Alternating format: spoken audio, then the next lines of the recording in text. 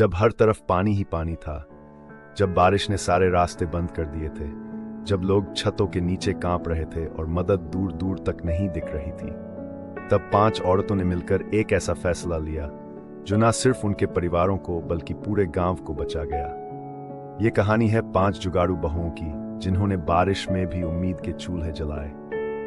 ये सिर्फ पानी से जूझने की कहानी नहीं, यह है संघर्ष से सफलता की तरफ बढ़ने वाली असली जर्नी ऑफ सक्सेस। जब गांव में आई मूसलाधार बारिश ने सब कुछ तबाह कर दिया, तब 5 बहुओं ने अपने दिमाग, हुनर और एकता से वो कर दिखाया जो पूरे गांव के लिए मिसाल बन गया। देखिए एक प्रेरणादायक कहानी जो सिखाती है, जहां चाह है वहां राह है। उत्तर प्रदेश के एक छोटे से गांव रामपुरवा में 5 बहुएं थीं, सरिता, रेखा, वंदना, कमली और बीना। उनके पतियों की आमदनी सीमित थी, कोई खेतों में मजदूरी करता, कोई पान की दुकान चलाता, कोई ट्रैक्टर चलाता था। बहुएं घरेलू कामों के साथ थोड़ी बहुत सिलाई कराई, सब्जी बेचना या बच्चों को ट्यूशन पढ़ाकर घर चलाने में हाथ बटाती थीं। गांव में हर साल बारिश होती थी, पर इस बार कुदरत का कहर ऐसा टूटा कि गांव की गलियां तालाब बन गई, लोगों के घरों में पानी घुस गया, अनाज भीग गया, गैस और बिजली ठप हो गई। मदद के लिए कोई सरकारी योजना भी समय से नहीं पहुंचा। पर यही वो पल था जब ये 5 बहुएं जुगाड़ू बहुएं बन गई। बारिश के चलते गैस सिलेंडर गीले हो चुके थे और लकड़ियां भी भीग चुकी थीं। रेखा बोली, हमारे घर में मिट्टी का चूल्हा था जो टूट गया, चलो हम सब मिलकर एक बड़ा मिट्टी का चूल्हा बनाएं। सबने मिलकर घर की पुरानी मिट्टी, गारा और टूटी ईंटें लेकर आंगन में एक बड़ा चूल्हा बनाया। कमली ने छप्पर के नीचे तिरपाल टांग दी ताकि पानी ना गिरे। रेखा के पास एक पुरानी एल्यूमिनियम की बड़ी देगची थी।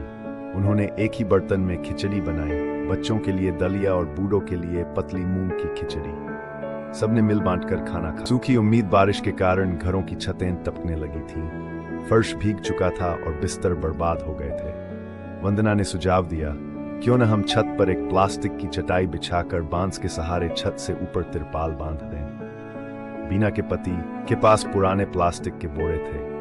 बहुओं ने उन्हें सिलकर एक बड़ी चादर बना ली और उसे घर की छत पर बांध दिया ताकि कम से कम बिस्तर गीले न हो। इसके साथ साथ उन्होंने बच्चों के सोने के लिए पुराने अलमारी के डिब्बों को काटकर उन्हें सूखी जगहों पर बिछा दिया।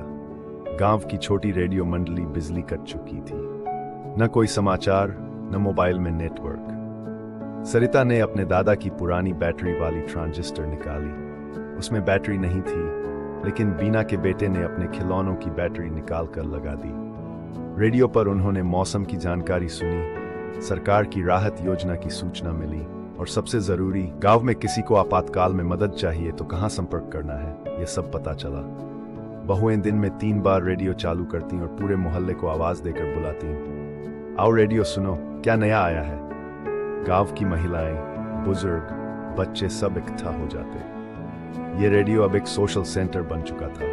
सीख, सूचनाएं और संवाद आपदा में सबसे बड़ी ताकत होती है। बीमारी से बचाव, बारिश में मच्छर और गंदगी के कारण बीमारियां फैलने लगी थीं, डायरिया, बुखार, त्वचा रोग। सरिता ने नीम की पत्तियां उबालकर स्नान करने का सुझाव दिया। कमली ने बताया कि तुलसी अदरक का काढ़ा बुखार और खांसी में फायदेमंद होता है। रेखा ने पुराने कपड़ों से मास्क सिलने का काम शुरू किया, जो बच्चों को भी पहनाया गया। वंदना के पास थोड़ी सी डेटॉल बची थी, उसे पानी में मिलाकर लोगों के हाथ धुलवाए गए। उन्होंने गांव की लड़कियों को एक टीम में बांट दिया जो घर घर जाकर छोटी छोटी मेडिकल बातों को समझाती। सीख, जब डॉक्टर दूर हो तब घरेलू जान ही जीवन रक्षक बन जाता है। 5वीं जुगाड़, आत्मनिर्भरता की दिशा। जब गांव में राहत नहीं पहुंची तो बीना बोली, हम खुद राहत बनेंगे, हमारे पास हुनर है, इसे ऑनलाइन बेचेंगे। सबके पास कुछ न कुछ हुनर था। रेखा सिलाई जानती थी, कमली पापड़ और बड़ियां बनाना जानती थी, वंदना के पास अचार की रेसिपी थी, सरिता मिट्टी के दिए और खिलौने बना सकती थी। एक स्कूल के कंप्यूटर मास्टर से मिलकर उन्होंने मोबाइल में लोकल ऐप डाउनलोड किया और वीडियो बना बनाकर अपने प्रोडक्ट बेचने लगी। उन्होंने खुद का एक नाम रखा, 5 बहुएं, गांव से सौगात। कुछ ही हफ्तों में लोगों के ऑर्डर आने लगे। बारिश के बाद जब बिजली आई तब उनका काम पूरे गांव की उम्मीद बन गया। सीख, कठिनाइयों में आत्मनिर्भरता का बीज ही असली फसल बनता है। गांव की नई पहचान। बारिश थम गई, लेकिन 5 जुगाड़ू बहुओं की कहानी गांव से निकलकर जिले तक पहुंच गई।